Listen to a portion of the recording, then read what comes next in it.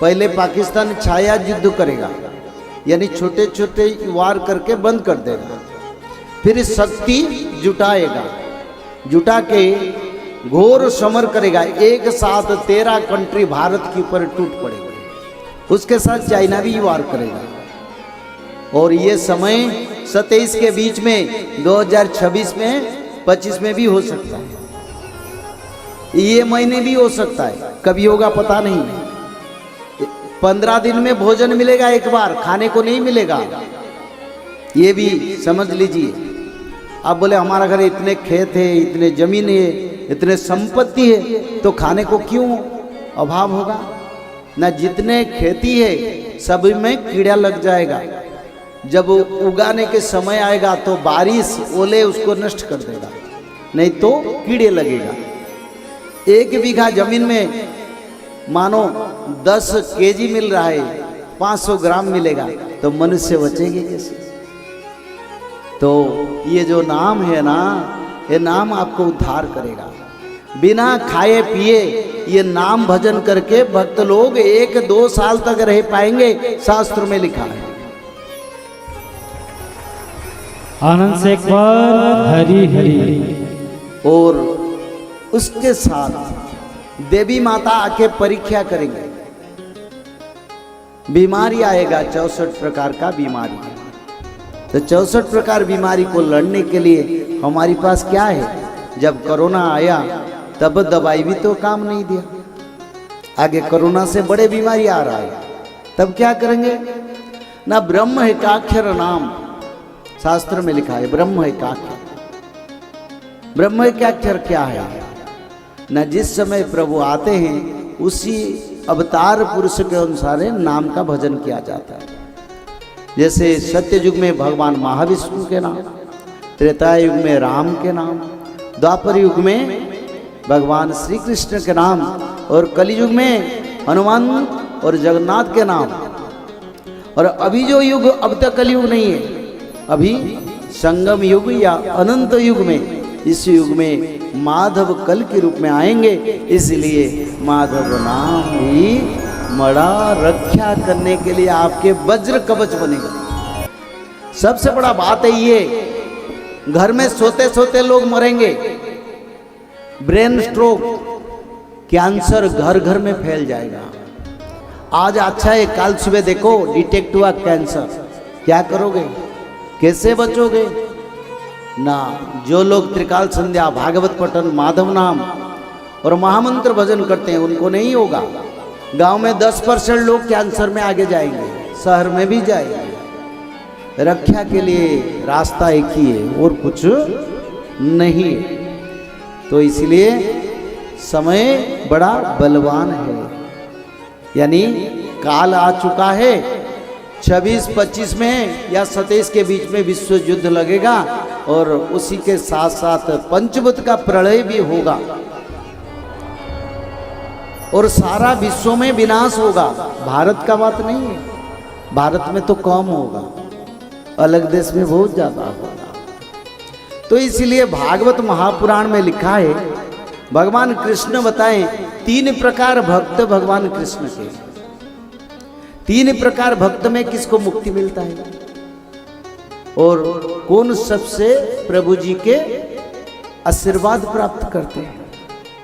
तो आप लोग इसके विचार करेंगे, आपसे कौन कैसे कैटेगरी का भक्त है। जब कोरोना आया तब बीमारी में लोग क्षतिग्रस्त हुए, दवाई काम नहीं किया। आगे आप लिख के रखिए 64 प्रकार बीमारी आएगा, हर गांव से, हर घर से सबका शोभा यात्रा होगा। आपकी गांव में 1000 घर में एक एक शव यात्रा हर दिन हर घर से होगा, तब जानेंगे लोग, तब क्या करेंगे? रक्षा करेंगे। तो ठीक है, कलयुग शास्त्र के अनुसार अंत भी हो चुका है। अभी देखो, एक बात कहता हूं, उत्तराखंड देवभूमि है। देवभूमि में बादल फट के बारिश सीजन जाने के बाद क्यों हो रहा है? आज भी हुआ है, क्योंकि उत्तराखंड नहीं रहेगा, ये लिखा है शास्त्र। तो जल प्रलय क्यों होता है? काशी विश्वनाथ क्षेत्र में कल इतना बारिश हुआ, इतने पानी हो गए, लोगों का गाड़ी डूब गया। ब्रज वृंदावन जहाँ वाके बिहारी है वहीं पर जल प्रलय हुआ, ड्रेन पानी, लैट्रिन पानी रास्ता पर बह रहा है। जहाँ साधु संतों का पैर धूली पड़ने वाला, वहीं पर ऐसा क्यों हो रहा है? क्या कारण है? वृंदावन में ऐसे स्थिति देखे आपने कभी? तो क्यों हो रहा है? जैसे द्वारिका को प्रभु जल में समाधि करवाए थे, आगे अपना क्षेत्र को भी करवाएंगे। क्यों? न धर्म रक्षा। एक दिन में द्वारिका में समुद्र नहीं आया था। आप लोगों का ये विचार है, जब द्वारिका में जल प्रलय हुआ, द्वारिका जल में डूबे है ना? डूबे ना? नहीं, विश्वनाथ बैठ द्वारिका, तो एक दिन में क्या डूब गया? बार बार समुद्र अपना किनारे लंघकर सूचना दिया, तुम पाप कर रहे हो, विनाश होगा। उसका बाद प्रभु अपना धाम छोड़े, फिर बड़ा प्रलय आएगा, फिर द्वारिका जल में समाहित होगी। ये ब्रज वृंदावन को ऐसा होता है। एक दिन बड़ा जल प्रलय होगा, ब्रज वृंदावन में सब छोड़ के अलग जगह को जाएंगे। उसी दिन जानो दुनिया में विनाश होगा। और उसी समय जगन्नाथ क्षेत्र में, जगन्नाथ के 22 सीढ़ियां तक समुद्र आएगा। बाके बिहारी का पास आएगा, जगन्नाथ जी के पास भी आएगा। कल मैंने एक फोटो देखा जिसमें द्वारिकाधीश के मंदिर में चतुर्पार्श्व में अब शकुन पक्षी घूम रहे हैं। और कुछ दिन पहले जगन्नाथ मंदिर के नील चक्र के ऊपर चील पक्षी बैठा था। तो दुनिया शमशान बनेगा? नहीं बोलेंगे दुनिया को हम बचा के रखेंगे? नहीं। सच्चाई शास्त्र प्रमाण करता है, धामों से प्रमाण मिलता है, सूचक संकेत से प्रमाण मिलता है। जगन्नाथ मंदिर 2 बार हो गया। एक नील चक्र पर गिद्ध पक्षी बैठा, उसका बाद अरुण स्तंभ पर बैठा, उसका बाद जगन्नाथ मंदिर में एक भक्तों का मृत्यु हुआ। काले के माता का 22 पावच पर मृत्यु हुआ। वैकुंठ में अगर सुरक्षित नहीं है मनुष्य, तो यहाँ सुरक्षित है। लोग जब आपद आता है तो जाते हैं कहाँ? प्रभु जी के मंदिर में रखा हो, मिल जाएगा। और भगवान जगन्नाथ का धाम वैकुंठ है। वैकुंठ में भक्तों का मृत्यु क्यों होता है? तो ये विनाश का संकेत, आप उसको समझिए। अब कलयुग नहीं है, क्योंकि शास्त्र में लिखा था 5000 वर्ष के बाद कलयुग अंत होगा। ठिकाना अमर पुर ठाकुर तहिरु हेवे भार, थारी 5 सहस्र तू धर। 5 सहस्र यानी 5000 वर्ष के बाद कल के अवतार, कलयुग नहीं रहेगा, शास्त्र में लिखा। तो इसलिए कलयुग जा चुका है। बस कलयुग से सत्ययुग जाने के लिए एक संध्या समय चल रहा है, जिस समय हम लोग को कर्म करके यानी वेशभूषा, स्नान, शौच पवित्र होके हमको सत्ययुग जाना है। तो इसलिए समय नहीं है, अभी युग परिवर्तन। अब देखते हैं ना, आम की पेड़ में फल होता है। अभी किसी इस क्षेत्र में आम की पेड़ में फल हुआ है? नहीं तो फूल हुआ है क्या? हाथ उठाइए। आम की पेड़ में किसी की घर में, बाहर में फल या फूल हुआ क्या? बारिश के मौसम, जब ऊपर से पिटाई होगा, लोग मरते जाएंगे, विनाश बढ़ता जाएगा, महंगाई बढ़ता जाएगा, तो लोग डरे मरे बोलेंगे दे भाई हमको भी सत्ययुग का कर्म करना है। तो इसलिए एक दिन में प्रभाव नहीं पड़ेगा, इसके लिए ग्रेजुअली होगा। जैसे अगरबत्ती बुझता है ना, ऐसे कलयुग बुझ जाएगा।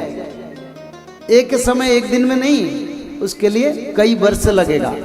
हम कहते हैं 2032 लिखे हरिदास महाराज ने, 2032 में सत्ययुग का आगमन, शास्त्र में लिखा। तो इसीलिए इसी कारण हम आए। हम कोई कथा करने के लिए नहीं आए, हम धर्म प्रचार के लिए आए। कौन सा धर्म? भगवान विष्णु के धर्म, भगवान विष्णु के धर्म का प्रचार कार्य हम आए। और यहाँ की विष्णु भक्तों ने हमको बुलाया। हमने अपनी इच्छा से, हम तो जानते नहीं, पर उन लोगों का विचारधारा, ताकि हमारी क्षेत्र के मनुष्य जो है, जो भक्त है, उनका उद्धार होना चाहिए। उत्तराखंड नहीं रहेगा, ये लिखा है शास्त्र। तो जल प्रलय क्यों होता है? काशी विश्वनाथ क्षेत्र में कल इतना बारिश हुआ, इतने पानी हो गए, लोगों का गाड़ी डूब गया। ब्रज वृंदावन जहाँ वाके बिहारी है, वहीं पर जल प्रलय हुआ, ड्रेन पानी, लैट्रिन पानी रास्ता पर बह रहा है। जहाँ साधु संतों का पैर धूली पड़ने वाला, वहीं पर ऐसा क्यों हो रहा है? क्या कारण है? वृंदावन में ऐसे स्थिति देखे आपने कभी? तो क्यों हो रहा है? जैसे द्वारिका को प्रभु जल में समाधि करवाए थे, आगे अपना क्षेत्र को भी करवाएंगे। क्यों? ना धर्म रक्षा। एक दिन में द्वारिका में समुद्र नहीं आया था। आप लोगों का ये विचार है, जब द्वारिका में जल प्रलय हुआ, द्वारिका जल में डूबे है ना? डूबे ना? नहीं, विश्वनाथ बैठ द्वारिका। अब इतना सब विनाश हो रहा है तो बचाव का उपाय क्या है? आखिर आप कैसे भगवान कल्कि की शरण ले सकते हैं? आने वाले भूकंप, भूखमरी, तृतीय विश्व युद्ध और जल संकट से आप खुद को और अपने परिवार को कैसे बचा सकते हैं? पंडित काशीनाथ मिश्र के अनुसार सबसे पहले अंडा, मांस, मदिरा आदि का त्याग करें। साथ ही बचाव के लिए त्रिसंध्या, श्रीमद् भागवत महापुराण का रोज एक अध्याय पढ़ें। माधव नाम जप और सत्य, प्रेम, दया, क्षमा, शांति को अपनाएं। तभी हम बच पाएंगे, नहीं तो हमारा बचना मुश्किल है। भविष्य मालिका एवं त्रिसंध्या की जानकारी के लिए कल्कि अवतार ऑफिशियल चैनल पर जाएं या दिए गए नंबरों पर कॉल करें। जय श्री माधव, जय जगन्नाथ।